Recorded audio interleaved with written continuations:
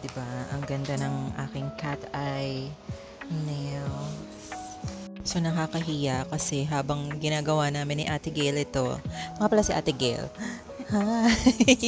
Shy type siya. May aksidente na napindot kong reaction dito. Wait lang, pakita natin. Yung announcement ni Paring Hybe. Ayan yung announcement niya. Paring Hybe, di ko pinagtatawanan yung announcement mo ha. Napindot ko lang doon sa isang phone kasi habang pinapatuyo ito. Shout out to Nail Tropics Trinoma. Thank you for always taking care of my nails.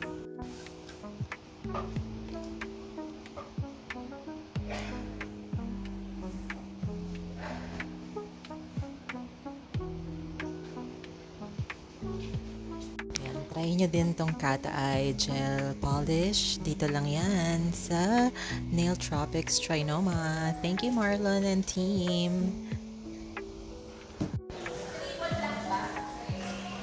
Yan, dito tayo sa Nail Tropics Trinoma. Sobrang galing nilang gumawa at nagtatagal talaga.